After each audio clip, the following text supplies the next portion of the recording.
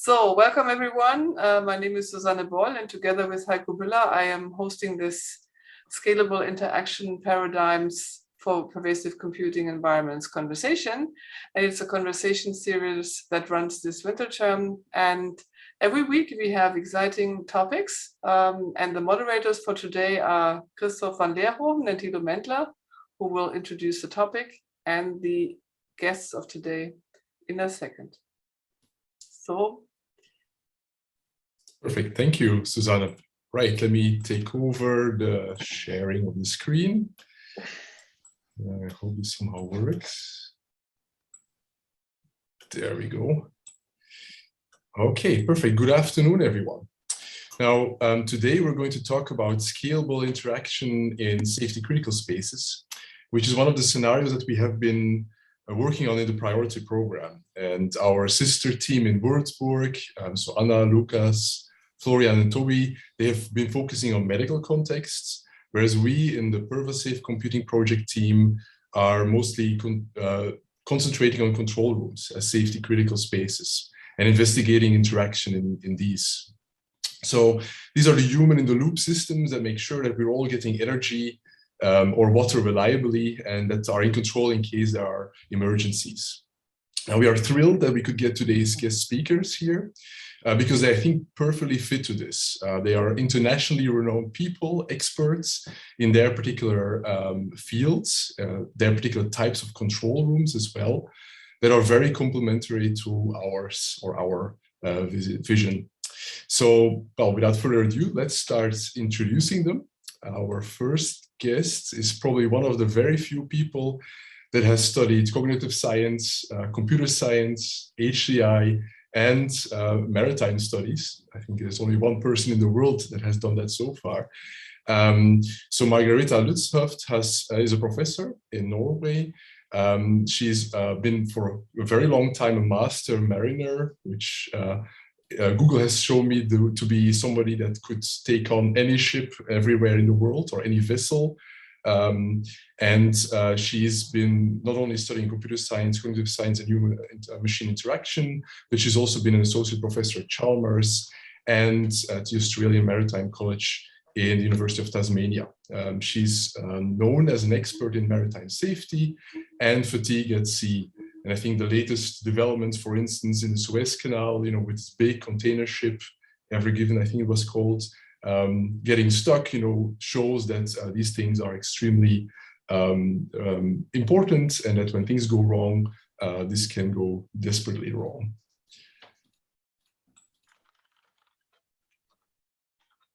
Yeah, our second guest, it's a pleasure to have him with us, is Philippe Palanque. He is a professor of computer science and the head of the Department of Reliability Systems and Software at the Toulouse Institute for Research in Computer Science in France. He has worked in safety critical contexts, especially aviation, for a long time, more than 10 years in European projects and industry funded projects.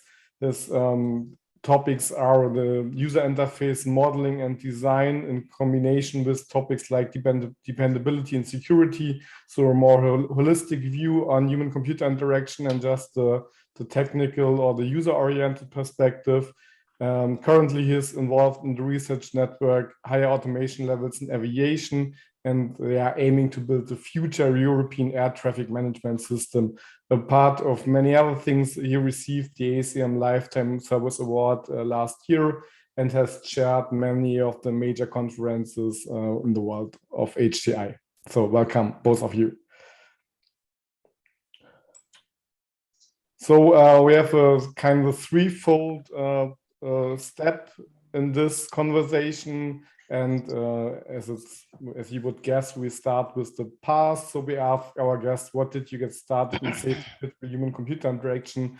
What has been your motivation? What have been your first topics throughout your research career?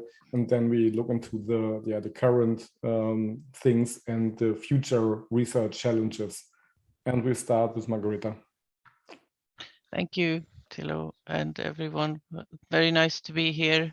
And I was going to explain a little bit why I had this perhaps unusual combination of skills and competences I was once introduced at a conference on e-navigation. They said she was born to do e-navigation. E-navigation is an initiative from the maritime regulator IMO, which is basically about getting technology to talk to each other and hopefully also to talk to people. I started at sea, and that's the summer job. I actually was trained as a cook. So my first job I got after finishing this restaurant school was on a ship. And I was thinking, oh, the bridge looks cool. Well, maybe I'll do something there. And I just ended up working there for many years. And then the friend is when I decided to go ashore and study the cognitive science. And she said, you should study at university. And I said, why? Oh, she said, you're wasted at sea. You have to do something more. And I looked through this university catalog, and I crossed out everything that looked boring or difficult or uninteresting, or the things that I couldn't do. And at the end, the cognitive science was still there. But I couldn't really make up my mind, because I thought, I want to be able to use what I've learned before at sea in this study. And I couldn't connect the dots until a shipwreck happened. It's the disaster of the Estonia in the Baltic Sea, with more than 800 lives lost. And on the third day, when they ran out of people to interview, they interviewed a cognitive scientist about human behavior, and then it sort of clicked. And that's the passion grew. And I noticed while I was studying cognitive science, all the homework I did was about ship systems and design of ship systems. So I stayed on and took a master in computer science, and the passion there mentioned is what got me into the PhD program, which kind of funny or ironically was funded by this same ship disaster that got me into this domain of study, because it was supposed to be covered with rocks and be a burial ground at sea. And the Swedish government decided to take that money and instead channel it into maritime safety research. And I was the very lucky recipient of some of that money. I'll do the next slide, Christoph. And some of the things, this is kind of the past, because I tried to sum up, have we done anything? Have we had any influence with all this safety research? And the equipment manufacturers have been involved in projects. And as you can see, the result is kind of a little bit of a flat line. They say it's okay, but it's not easy to do human-centered design of systems.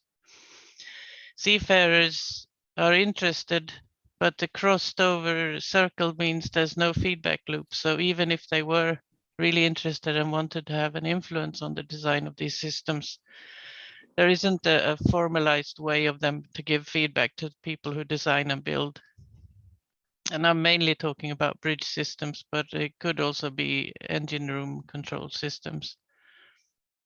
Ship owners have been involved in projects, and they are not very happy about it, because they say it just costs money and we can't show them the business case for getting better systems. Insurance companies are again a bit disinterested, but they say if you can give us some long-term data on the gains of doing this kind of stuff, then we might be able to give you some benefits in the insurance. And by that, I mean the ship, of course. Shipyards have been interviewed, and they're not really interested either, because they say we just build what we're told. But the little star next to the unhappy guy is the shipyard of Colombo in Sri Lanka. Of all places, they've actually said, oh yes, we want to do human-centered design of ships. Just talk to us as soon as COVID is over.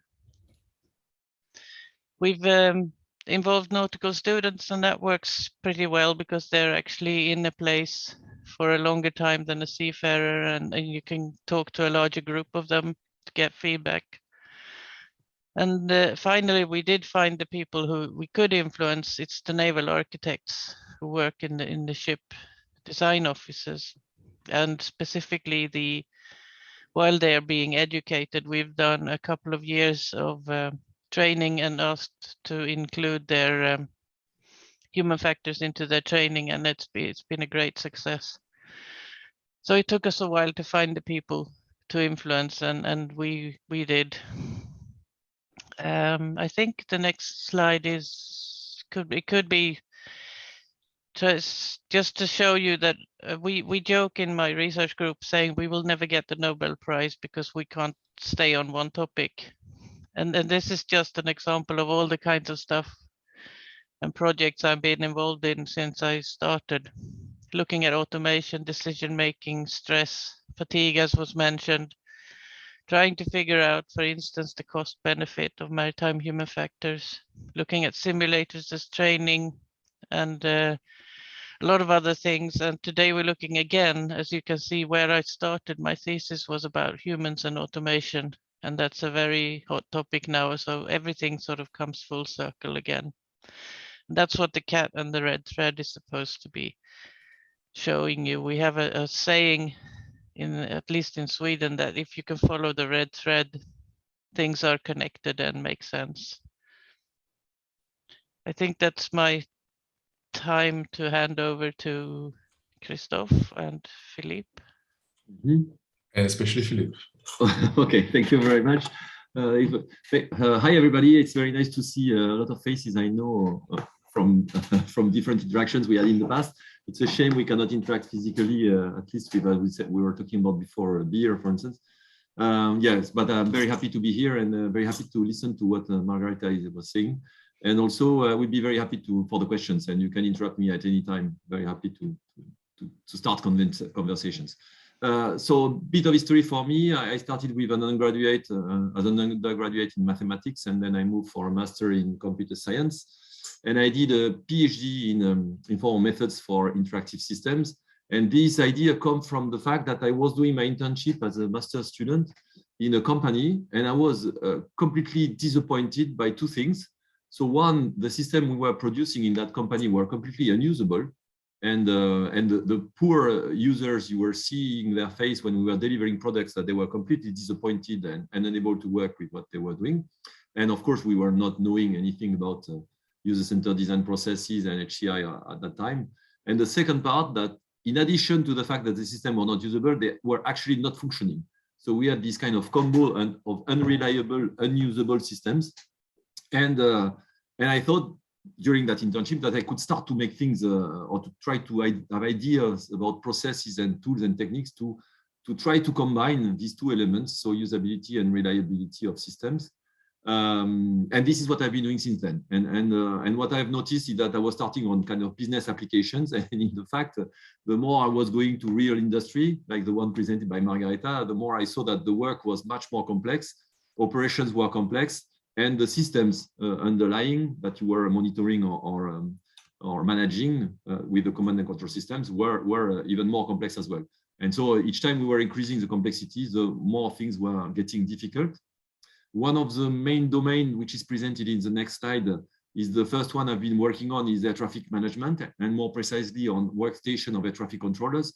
And you see on the left-hand side, the former, it was called Visu, which was a physical hardware devices for displaying information to air traffic controllers based on plots received from radars. And we were working on the new interaction techniques and new user interfaces for this air traffic control workstation, combining these two elements, trying to describe in a formal way the interactive system, the interactions, presentation of information, but also control through the hardware input devices, and visualizing the information on the user interface. So these input and output aspects were brought together in a highly interactive air traffic control workstation at the time, and that was in '97, for instance, where I spent 2 years in a research center on air traffic control. And the next slide shows another level of complexity that we were facing working with people again, and that was the work we've done with Thales in Bordeaux. Thales is a huge company, provider for technologies to aircraft manufacturers, for instance, but other domains as well. And they were in charge of the production of parts of the Rafale fighter. You see one of the versions of the Rafale fighter on the left-hand side. And the complexity here was very high. You have 2 joysticks for managing systems in the aircraft. You have a tactile screen in the middle, you have a head-up display, you have the head tracking position system, you have the voice recognition system in the cockpit, all together to increase the bandwidth between the pilots and the fighter. And here we saw also again the same problem as before, usability issues. So training of people was extremely costly, and they were very good at forgetting what was trained because of the complexity of the interfaces. And the second part was also the reliability. And so you see on the right-hand side a prototype we've been working on where we were already using our formal method for describing interactive system to be used and functional for prototyping and building system, not the one that would be embedded in the final aircraft, but the one that would be tested and assessed. But at least during the testing, you know that the system would behave correctly. So the last element on this kind of small introduction is on the next slide. What got me started was to try to find solutions, and identifying the solutions we were trying to build were always to describe things and to model things and to represent things in an abstract way so that we can reason about this without going too much into detail. And we worked a lot on how to describe the work of operators, how people work, what are the goals, what are the tasks, what are the knowledge they have to embed in their systems in order to be able to use these systems, for instance. And on the other side, we were doing the same thing on the system itself. So the interactive system, as I said before interaction, but also the kernel or the functional core of the system. And that's why we did some work, for instance, on object-oriented programming system that were published at UPSLA, which is a conference on object-oriented programming system, because we were trying to contribute also at the production of this system. And of course, when you have these two views, interaction will be of a given quality that we expect is when what you describe as work for operator fits with the behavior of the system. And to do this, we did a bit differently, I think, but I'm not completely sure with Margareta, is each time we were touching a new domain, things were completely different. And the solutions we had before were not applicable. So for instance, on the fighter I was showing before, there was a requirement that the system would reply in 20 milliseconds. So that was a very strong requirement. So the people would be always aware and able to interact with the system at the right pace. And this was completely different from the requirements that we have for the air traffic control workstation, where the typical time is 3 minutes. And that was changing the way we were describing system, the performance we were expecting, and also the user interfaces and how the people could interact with this. So we were doing these two views on the solutions, the work of people and the theoretical aspect associated to interactive system and their representation. And in addition to this, to try to get funding and also interest from industry and thus data from industry on how they work and what are the people doing there, we were also doing engineering aspects. And this is an example of a paper with people from Airbus, where we were trying to assess how recommender system would change the way people will work, like pilots and co-pilots who work in a cockpit, instead of following the rules that have been embedded in the flight management system, flight warning systems. So these three aspects together, understanding the application domain, modeling and representing the things, and the engineering aspects related to the implementation. I guess we can move on to the next one. Maybe we can first ask if anyone has questions about these two segments already, because I think there's quite a bit of information that was already divulged. Maybe for you, Phil, I think you could see it as a trade-off between usability and reliability. I think they have in both cases, use cases, you see that there are systems that have over a long period of history been developed, whereas people are very adaptive, can learn things, and maybe they forget how to do things, but at least they can be trained. This might take a very long time, but in these type of systems, which are very expensive, it might be the lesser costs. Maybe you could say something about that. Yeah. So yes, trade-offs is always something that people would put on the table, and I think the trade-off is not maybe between usability and reliability, but maybe on learnability. So the way you would train people, and for instance, the case of the Rafale fighter is a very good example. So even though the system would be seen as usable, because when you build this kind of aircraft, you want to have one equipment for controlling every system in your aircraft, and you want them to be separated. So if one of the system is not functioning anymore, you can still work with the other ones. So you don't have a centralized control panel, but you have a dedicated control panel for every system. And if you do this, of course, you increase reliability, the usability of each part is there, but the learnability of the entire system is not there. And this is also something that we could complain about our ISO standard on user interface or user-centered design or usability, which is the fact that learnability is out of the standard. And they will talk about efficiency, effectiveness, and satisfaction, while we know that learnability is a key point. And as you said, people will forget, and the more the system is complex and the less you can generalize, then the more you will forget and the more you will not be able to use it. So it's an additional dimension, I would say. And maybe the same question to Margareta, because I think if I imagine a control room or even an engine room at a ship, I would not immediately think of usability. No, I've brought some pictures, but I didn't include them in the presentation, so I can show them later perhaps. And I agree with Philippe. Maybe the trade-off isn't usability versus reliability, but we do try to build the system as a socio-technical system. And the best solution we know so far is something called an integrated bridge, which is made by one manufacturer, because our problem is we have between 20 and 30 brands of instruments on one ship's bridge still, even on the new builds, and some of them might just be a small indicator and some are larger systems, and we work with the redundancy is in power, not not for every instrument, but we do have double of most of the critical instruments as well. And again, that's the issue isn't reliability as much as knowing how to work all these, because all those manufacturers have different, let's call it, design languages, so that you interact with them in a different way, and they might present information or data in different ways and in different measures, and you have to sort of translate and integrate in your mind. So that's a very demanding work situation, and you could probably say that's a combination of usability and learnability that is the issue there. If I might jump in, and I agree also with what Margareta said, there is a kind of trade-off or a conflict, I would say, when you want to increase the complexity of your system because of usability. So for instance, when you want to implement undo mechanisms that you can cancel your previous action, this will add a huge number of line of code in your system, which is then automatically likely to decrease the reliability of your system. And this perception of usability as a non-functional requirement, which I personally hate completely, is the fact that usability, if you want to bring it, you will add a huge number of functions in your system to support user work. And this number of functions, of course, will usually decrease reliability, especially if you don't have methods, techniques, and tools to support the increase of the need of increase of reliability because of the complexity of the system that has increased due to support of usability.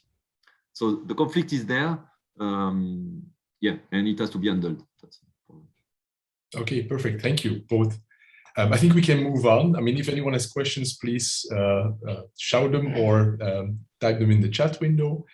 But of course, knowing this historical view, I think we can move on to your current line of work, which of course, there are red threads, as Margareta said already. So what is your most recent research about? And again, there we start with Margareta.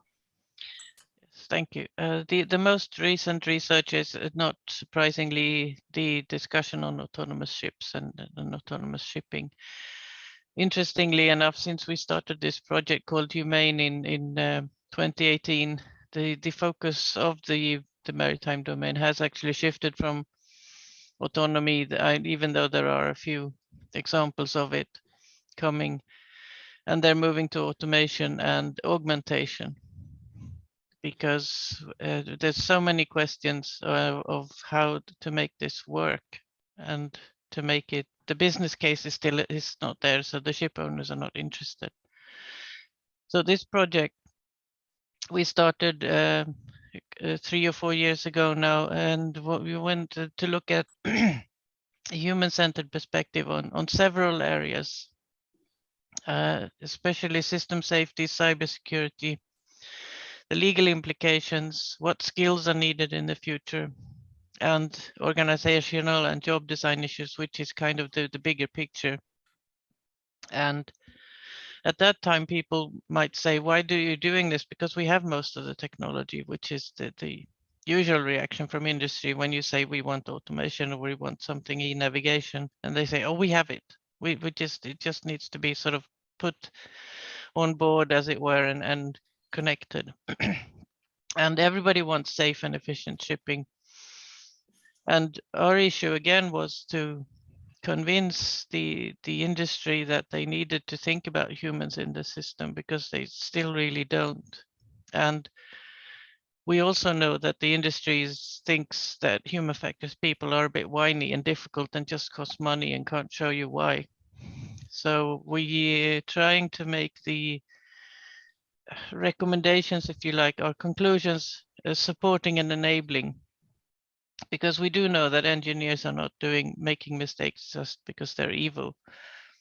We're trying to present the situation as we see it, and then let them come up with the solutions, because they don't really want to be told what to do, and we aren't in a place to actually tell designers and manufacturers what to do. So we're trying and we are writing up the last conclusions this first half of this year. So we want it to be in an enabling fashion, show them what the problem is and let them solve it. And next, please. And some of the results, and this is on a very high level, of course, we still have both safety and security concerns. We have issues with the end user acceptance and trust building, because the person or people ordering and buying and paying for these things are not the people, the end users. And there isn't really a link between them in a usability sense. We need to figure out what to do about the conventional and autonomous shipping when it's going to coexist, because for the foreseeable future we will have in excess of 50,000 conventional ships, and they have to coexist with these autonomous or semi-autonomous or what they end up being, and that there isn't really a good plan how to handle that. And there is a legal discussion going on in the IMO, which is our regulator. What laws and regulations will have to change if we introduce this kind of ship with in the extreme case with no people on board. We also realize that standardization might be one of the answers to the problems, but then we hinder innovation. And that, of course, we need to find a way to trade off between these two. And the most important thing is the business cases and models need to be adjusted quite aggressively, I would say. That we can't, nobody can show that this is going to save money in the long term. And nobody can prove that it's going to be safer with no people on board than it is today. Even though we keep hearing about human error, we say that this is a symptom of problems in the system, not within a person. And I think that's it for the present. Is it Philippe's turn? Yes, it is. Mm-hmm. Yeah, so our work, you will see what I said before, so we are not changing much, and we are still facing the same problems, which is to find notations which are able to describe the work of people. And so we developed a tool called Hamsters that you can download on internet, which is available. You see it on the left-hand side, that allows us to describe the tasks into detail, including knowledge, including information, including software application you are using, including the input device and output devices you are using. And that can represent different type of tasks, which is perceptive, cognitive, motoric, etc. We also represent how the system will present information inside this task, which is interesting because that allows us to make the connection between the task description and the system description. And the recent work we have just finished with Airbus was to try to work on what would be the evolutions if we change the elements in the cockpits from current interactions, which maybe you don't know, but there are physical interaction on physical knobs, for instance, especially on the flight control units for managing the autopilot, as an example. And also there is interaction based on the KCCU, which is a kind of a trackball that allows you to click on interactive objects like what you have on your standard PC. And so we were describing these tasks for a long time now of pilots. And if we want to move to tactile interactions, then the things will be different because, for instance, instead of manipulating the trackball, which is a symbol location, always the same with no movement beyond the movement of the fingers, and you use a touch screen, things will completely change because you will have much more movement, motoric actions, and there will be the notion of fatigue that will come up, and also you will have occlusions, which are not there if you do remote interaction using a remote pointing device like the trackball.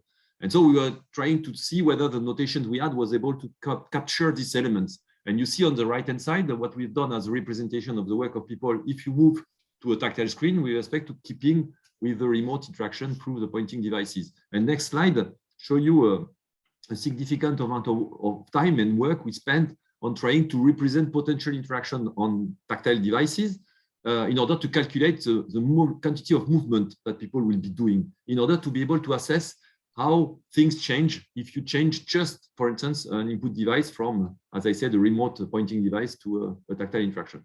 So that was the kind of work we were doing on the human activity representation side. And the next slide will show you, again, the connection between this work and interactions. And so, for instance, you see on the right-hand side, the two bars showing you in blue how people will be degraded in terms of performance if they have to interact with the tactile screen, if there are vibrations on the right-hand side, or if there is no vibration on the left-hand side. And you can see the performance is really completely degraded, and people are absolutely not able to interact with the tactile screen under vibrations. And so what we were doing is to try to identify interaction techniques that would support the activity of operators and make them being able to interact with devices like touchscreen, even under vibrations. And we ended up, and you have the reference of the paper at the bottom, with this notion of brace touch, which is an interaction technique that allows you to put your hand and stabilize yourself on the tactile screen. And then you can, by double clicking with a finger, trigger your command. And you see the performance remains similarly the same, whether you have vibrations without touch and whether you have vibration using brace touch on the right-hand side. This is the kind of purple colors. So that was one of the issues. So you see here the pure HCI aspects. For instance, when we want to support the work of people under real conditions where you have vibrations, which is pretty frequent in aircraft. And then the problem we were facing was how to guarantee that this interaction technique will behave as expected and will be reliable. And this is what you can see on next slide, where we were extending the notation we had before we were starting to work on touch screen. And this was two PhDs funded by Airbus on this kind of formal methods for touch interactions. And you see a new notation based on Petri nets that shows you how we can describe brace interactions and how we can prove that the brace interaction will behave as expected. And for instance, that the expected performance will be the one that we want in terms of user interaction and behavior of the interaction techniques that we have designed. And for instance, we are able with this notation to tune, for instance, the time you have between two clicks. For instance, we were able also to tune the fact that we have spurious events. So we noticed by user studies that the small finger, little finger here, is usually removed from the screen, even though you put your hand on top in the beginning. When you start to move and interact, the little finger will disappear. So we were able to tune the interaction technique in order to do that. And so we do the same as before, but changing domains and changing complexity, representing the work of people, representing the behavior of the system, and having in between interaction techniques that are supporting the work of people in given contexts. And the miserability of us was when we were trying, this was the work we've done with, especially with Andy Coburn and Carl Goodwin, to try to understand what was the specific problem of vibrations. And in fact, there were additional multiple problems. And one of them is, for instance, cognitive biases. And we know that people will behave in a certain way cognitively, and this is not what we expect. And we might want to change this. And so we were trying to build a classification that you have on the next slide, showing you all the possible cases of degradation of human behavior in an operational context. And what you can, the point was not to read it here, but if you see on the right-hand side, the element which is there is called natural faults external to the user having an impact on motoric, being non-malicious and non-deliberate, is vibrations. And that's one of them. And we have 20 or 24 other ones. And the work we are doing now is to try to find mechanisms to mitigate the appearances of this fault, and if possible, to detect them and remove them before they appear and they have an impact on the operations. And that's why you will have in this list, as I said, you have a lot of elements related to cognitive biases, for instance, but you have also the same because of aging, because of people being injured and having reduced mobility or reduced perception at some point, or because of people being malicious. So people adding elements on the desk of other people to prevent them from acting as expected in certain conditions. So we try to really work on this and identify mechanisms to support and to tolerate these faults, and if possible, to remove them. I think that's it, except if there are new things behind that. Thank you, Phil. I mean, one question that comes to my mind immediately is for both of you, in fact, how other types of technologies might impact what you just described. So for Margareta's autonomous ship technology, I would say it would help if you would have a very steady connection to the ship. In that case, you could have people in control somewhere on the other side of the world, steering the ship already, just like, the pizza robots do this already now. The people driving those robots are somewhere else, and the robots drive somewhere in an American city, for instance. And for Phil's case, also therefore the interaction, would voice interaction also not be very helpful here? I heard that, or I know that for the last fighter, European fighter, for instance, voice interaction was kind of a disaster, but still it has become impressive. Would also not that be something that is very helpful? Maybe first, Margareta. Yes, that's a common suggestion, and there is a lot of work going on so-called shore control centers. The largest problem we have there is the expense and of a secure connection and the bandwidth needed to give the people ashore a reasonable chance of seeing what's going on and being able to control the ship. The largest problem, however, is knowing what those controllers need to know, because they're not like an air traffic controller. They probably would need to be a master mariner of some kind. And then you add the education of the controlling from a distance, and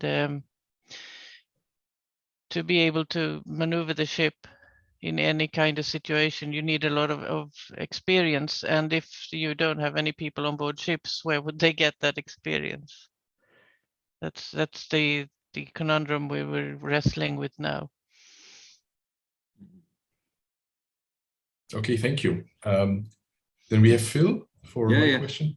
Yeah. The voice interaction. It's a good question, and as you said, it has been already studied quite a lot, and there are plenty of issues associated to that. One is that the cockpit is a busy place and noisy, and a lot of people are talking at the same time, because the pilot flying and pilot monitoring, which is the two roles, the co-pilot and the first officer and the captain will exchange, requires people from making elicitations on the work they are doing. So for instance, I am switching off engine 1, for instance, and they would just say it for the other person in the cockpit to know that the action is going to be taking place, and so they can interfere and react. And this is one kind of voice communication that you have between the pilot and the first officer. And you have a similar communication between the pilot or the first officer and the air traffic control, for instance. You have a similar communication between the pilot and the first officer and the flight dispatcher, which is an employee of the airlines. The people are flying, and they communicate with them to have information, for instance, about weather conditions, etc. So there are plenty of voice communication between humans already, and separating these communications with the communication to the systems is extremely complicated. And what is really needed is not to degrade the communication between humans in order to have a small benefit on using a technology which is not reliable so far, additionally. So it could only be used for things which are not important. And so for all these combinations so far, there is no voice systems in large civil aircraft. And as you say, they were not working when they were deployed somewhere else. Okay, very interesting. Thank you. Toby has a question. Yes, thank you. Really interesting, both topics you were talking about. And Margareta, you touched an interesting issue that I am experiencing or experienced in the healthcare context with kind of trying to introduce more technology and more AI that takes, I don't want to say takes over tasks, but kind of a co-working environment starts to exist. And your autonomous shipping example, I was wondering whether you tried to, what is the aim? To replace the human, to get him to monitor the system, or to integrate them somehow? And I guess it is integration. So I was wondering, what's your strategy? How you accomplish that? What's your philosophy? When you say what is your aim, I'm assuming you mean me or the research being done, because the technology push is about replacing people, but we prefer to say augmentation instead of autonomy, and we're looking at a concept called teaming, and it's from an ISO standard where there are I think 9 different design approaches, they call them, not levels of automation. I could send you the number of the ISO standard later if you were interested. Yes, put it in the chat. So that would be great. Yeah, and to be honest, we still have more questions than answers at this point, and we do know it's going to be extremely complicated, especially for the people building the AI, because the AI will have to understand something or a lot about the human and what they're thinking, if you like, and what does the context have, or what does it mean? When can I interrupt? When should I interrupt? When should I help? When should I perform suggestions? Or and when should I take over? So the strategy is to make a safety argument for this teaming. And I guess that's as far as we've got now, because shipping doesn't have the research funding that aviation has. We're not as exciting, I think. Okay, thank you. Thank you, Toby. Albrecht. I want to come back to this question about sort of human machine sort of joint tasks. And I think as you said earlier, it's very easy to make it completely autonomous if you have the human out of the loop. But in many areas, we know this is sort of not there for the foreseeable future. So from a design perspective, I wonder if we sort of try to get it wrong. Very often we try to see it as a team, as sort of a joint operation. And I think a lot of examples I know that worked is where we have managed to take out a task that has a certain size and really get this done by the machine, like sort of, or a specific function. If we look into the automotive world, basically the braking, the emergency braking, we can do that. We cannot do everything, but sort of really trying to identify parts that the autonomous system can do well, and basically without error, and then sort of trying to patch it together. And that would also probably make remote operation easier. So if I don't have to do the remote operation in a dangerous real-time situation, but if I make the next strategic decision where then the vehicle or ship can go for, be it 10 seconds to 10 hours by itself without. So how do you think is the sort of, is it basically, do we go the wrong way in design by trying to really get this collaborative? No, I understand what you're saying, and I think we're not going the wrong way, because the piecemeal fashion has been tried, and I think the largest problem there is that when humans work, it's a flow, and most of the tasks we have identified and put names to are not really separate parts. They flow as you work, and if you take some of them out, you're sort of leaving you're exactly what you're saying. You're automating what can be automated and what we know how to automate, and then you're leaving a grab bag of other tasks left over, as it were, for the human to do. And when they lose that flow and they're just sort of picking up the pieces that we couldn't engineer, that doesn't make for a very good job or task for them. But so just to, sorry to sort of ask back on that one, because I think if you look at assistive systems in cars, things like, as I said, emergency braking, adaptive cruise control, those things are used heavily by people. And I think it's exactly automating a very small bit.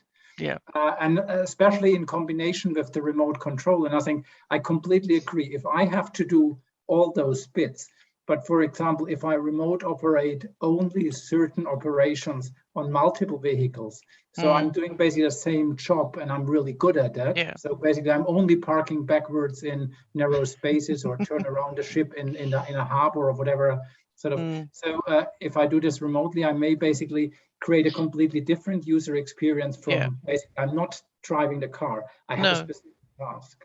No, I understand, and we do have bits of automation that have been in functioning for a long while, and that, for example, the autopilot.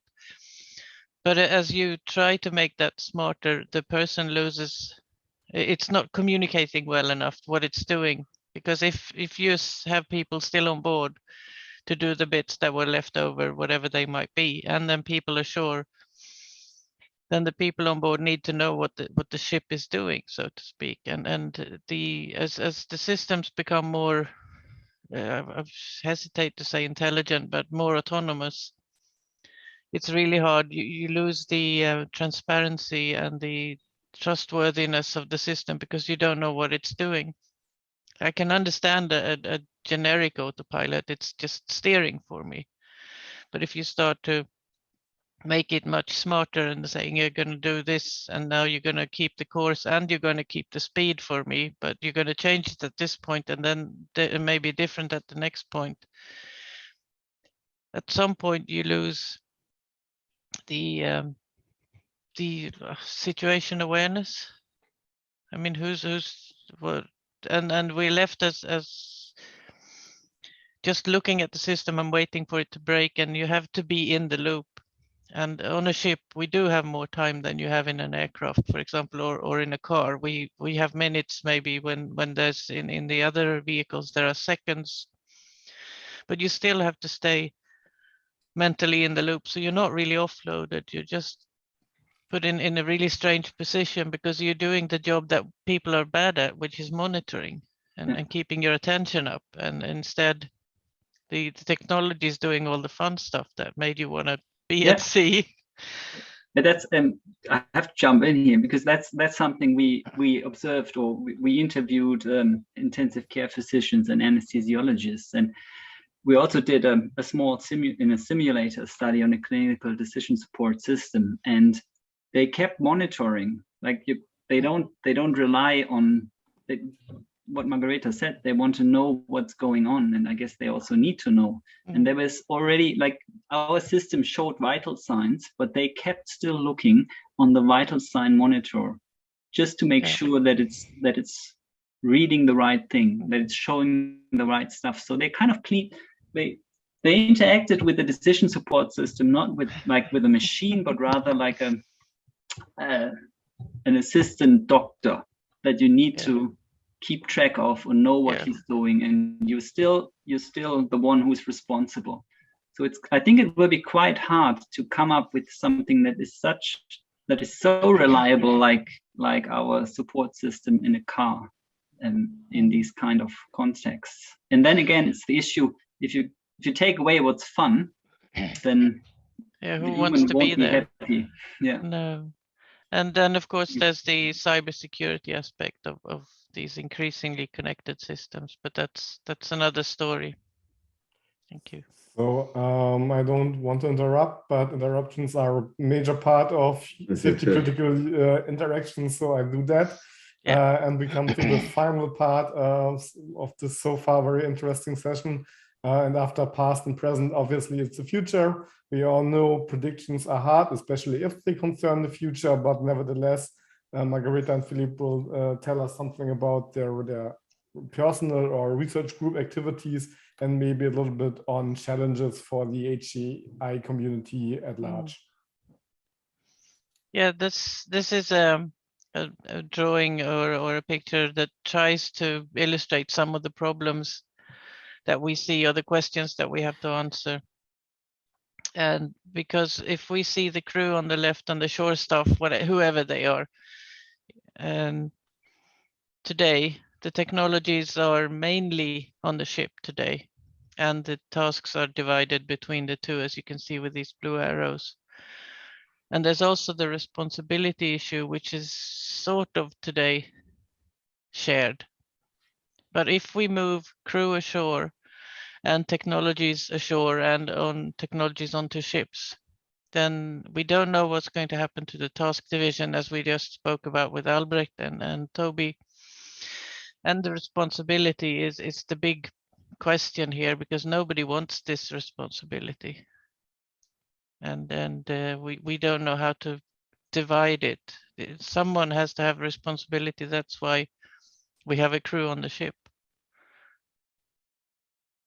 And the last slide is what I think, very briefly, is 3 ways forward. It's of course what I've mentioned already, is the augmentation of human capabilities rather than autonomy, trying to work towards human technology teaming, and to get maritime human factors into the education even more than we have today.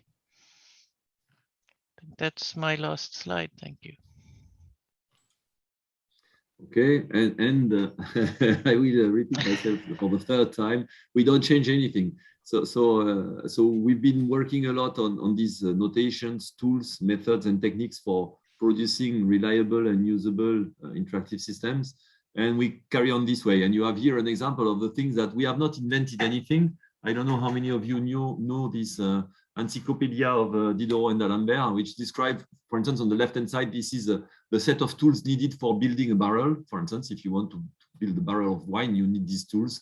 And what you see on the other side is what is the process for producing a nice feather for writing, for instance. And depending on how you do it, you will have different capabilities for writing in the end with this kind of feathers.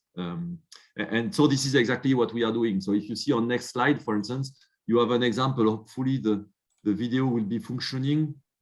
So my plan, yeah, so this is an example of brace touch. You can go maybe in the middle or a bit 30%. Yes, exactly, perfect. So you see on this video now the brace interaction going on. On the left-hand side, you see how the user is doing the brace. I think it's stopped, but maybe it's not. I don't know. Oh, it's frozen. Yeah, I don't know. But you see on the right-hand side the model functioning. So I don't know, it was frozen at some point. So we have these models that allow us to discuss and to represent and to explain how the system will be behaving, but we can run these models and you can do these interaction techniques at the same time. And so at the same time as we do the modeling aspect, we do the tools for editing the models and we do the tools for running the models. And this is an example of a technology, we call it Pet Shop, that has been put to TRL3 by Airbus by doing the checking. And if we go to next slide, for instance, these are the 2 projects we are working on, again, in the same line as what we've done in the past. So we spend a lot of time working with the CNES, which is the French Space Center, on satellite ground segment. So we had multiple projects with them. And now we are starting a project with Guyana Space Center. And you see the Ariane 6 launching pad. And Ariane 6 will have a dedicated control room, very different from the other ones. And we will be involved with the training aspects of the operators inside the control room, because the training will be based on description of tasks, and also the training will be based on what people are doing, and we will try to reduce the cost of training. And for instance, if they have been doing one operation with, for instance, one incident with one of the beacons, for instance, we know that they have been practicing the management of this beacon, and we don't know to do the training for that. So we want to do this kind of continuous training by learning what people are really doing and retraining them in case they might forget things because they have not done it for a while. So again, we will have these kind of notations things and we will apply them in a new command and control system. And the last slide, which is the next one, is pretty close to the question raised by Toby. we have a new project starting April 2022 for 4 years, which is about the rehabilitation of post-stroke patients. And the idea is to have, again, a command and control room for the practitioners, so they can see what has been really done when people were doing rehabilitation. They can monitor the progress or the degradation of the capacity of people to perform actions and to rehabilitate. And then they can tune the exercises by tuning the systems that they are using, and also tuning the number of times the patients have to do the exercise, and directly interacting nearly on day-by-day basis based on analysis of data that is gathered from the devices. And again, we see that we will have the same work as we do, for instance, for satellite ground segment control station. You collect data from different elements, and you have to act on some elements by, in that case, reprogramming them, for instance, in order that the device will be behaving differently. And the last slide, hopefully, is, yes, it's more on the generic models, because we have this view of working on application domains. So we learn more, we have more problems, we have more difficulty that we have to embed in the tools and the notations that we are building. And also we try to do some reasoning about problems in order to be able to solve them via, for instance, new technologies like the recommender system we've been doing with Airbus for the flight warning system. And one example is the work we've done on automation, which is also a very long work, where we are trying to represent what is automation. And we have this kind of framework called RCraft, which is the definition of resources, responsibility, control transitions, authority, responsibility, functions, and tasks. And when we have all these elements, we can have a precise description of what is your automation. And we can face and understand and see the problems, for instance, which were raised by Albrecht before, or also by Margareta, where people will lose skills, for instance, because you have migrated too much control on the system and too many tasks. And so you lose the capability on the human side to perform the tasks. And the point I would like to show as well is the global framework. So when we work on these critical systems, we can work on the interactive system side, like I said, for the brace touch. We can work on the command and control room, including these interaction techniques. We have to work with the people who are trained and who are doing the work and who are interacting with some automation, for instance, with the interactive system. But on top of it, there will be all the organizational aspects. So how you organize a workstation, how you organize the teams, how you organize the handovers between teams, like we have, especially in air traffic control and traffic management. And we have also the regulators that will be defining rules for how you can certify the system before you are able to deploy it. And they bring very strong requirements on what we can do on the human side, for instance, but it will be mandatory to train people. And on the system side, you must have a way to cancel your previous action if you made a mistake. And the last small E that you have at the right-hand side is something that usually people forget, is the fact that people will be working in a given environment. And this environment will have a huge impact on operations. So in air traffic control, for instance, in en route control rooms, they have been very good at avoiding any disturbance coming from the environment. If you have a cockpit or a ship deck, I guess in that case, you will have all the possible perturbations that you can get from the environment, and we have to be able to integrate this in the design of your system. And that's why we have this framework we call POISE, to try to understand how we can cope with all these elements together. And as I said before, we come back to application domain to try to apply and see whether it fits or we have to change it. Thank you.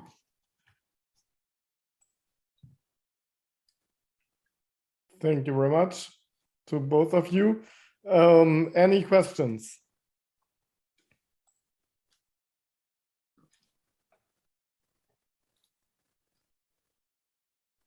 Then I would have a question to Margareta. Yes. Which is, did you work with other applications? I've never worked on the ship and maritime domain, so I don't know anything about it. But did you work on other domains as well to try to see whether you can learn things from other domains? We do try to learn from them, and I did work a bit with aviation during my PhD period, but we haven't done a lot in other domains. We have studied and sort of tried to read and follow up on what's going on, but and I've also worked in a couple of projects trying to do cross modeling over different transportation systems, yeah.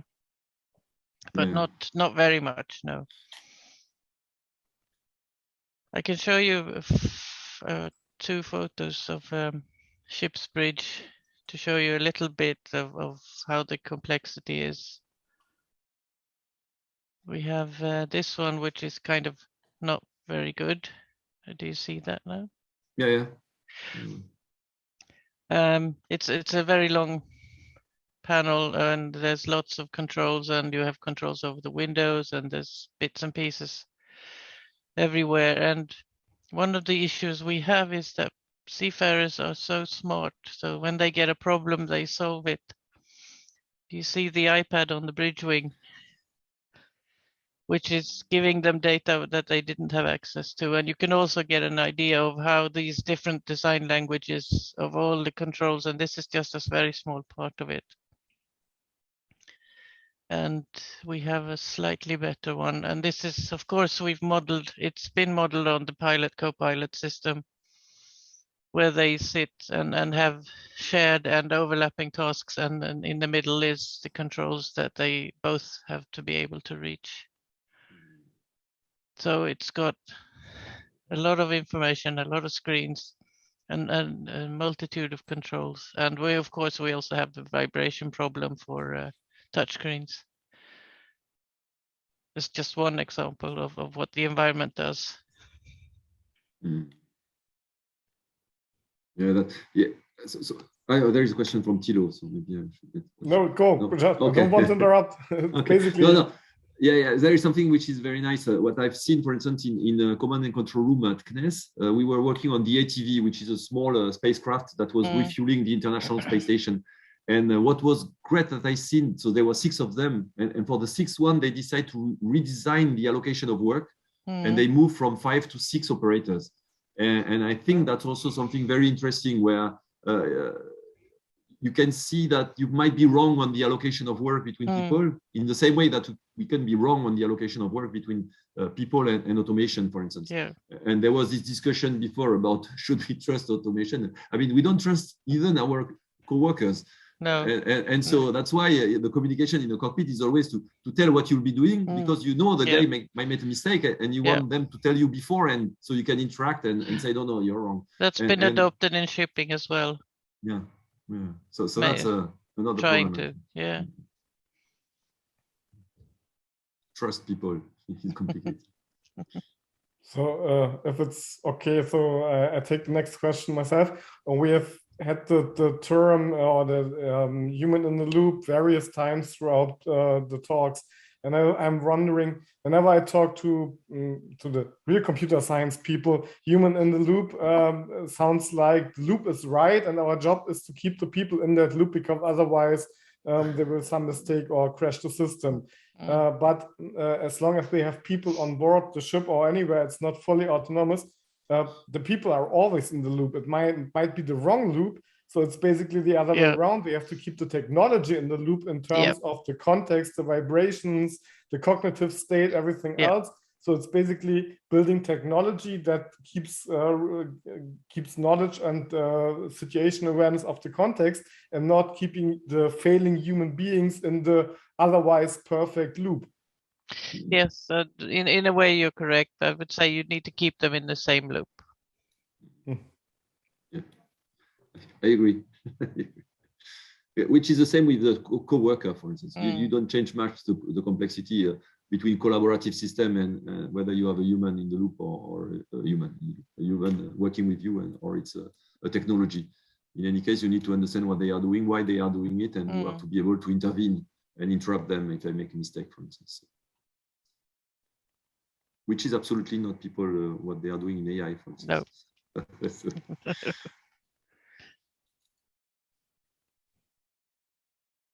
I would have a little question with regard to your remark, Margareta, on that there's not so much money on usability and funding by companies. I understand, of course, in flying, it's mostly about also people's lives. So that might be, of course, a necessary important focus. And here it's mostly on goods. But given the recent accident, and then delay in logistics and all it costs. You know, the question is, has the amount of money that is actually residing on a container ship changed the attitude towards more usable systems? It's a very good point. Paying attention. No, yes, it's a very good point, Susanne. It hasn't changed yet. I mean, shipping is a conservative and very slow business. We take about 10 years to change our minds. But this is exactly what we needed, if you like. We needed somebody to see that your new trainer shoes and your bananas and your iPod is coming on a ship, or it's not coming. The interesting example we had here is we were going to buy fireworks for New Year's, and they said, no, sorry, they're not arriving until January. That's kind of, yeah, thanks. That's no use to me. And it's a little bit like the end user who is removed from the process. The clients, the final clients, never knew how the things got to the shops. Mm-hmm. But I think they do now. So maybe we have a better argument now. Yeah, because it's a huge amount of money that is kind of relevant here. Yeah. And that's at the end, it's the ship owners or the company's financial loss. Yes. Well, let's keep our fingers crossed. Yeah, this is an example of this is that usually this is a kind of control theory balancing loop and counterbalancing loop, for instance, which is if you do safety, you need to invest in safety, so you increase the safety of your systems, and usually you start this after accident or incidents. Yes. And then you do something, you spend money, and then you have no accidents for a while, and then the manager will say, okay, we have reached a good level of safety, we can stop safety resources, and then you will have accidents showing up again, and you have this kind of iterative processes where you go from accident to accident. Yeah, I think the same goes for usability. Mm-hmm. As kind of a relation to safety, is that it's not a static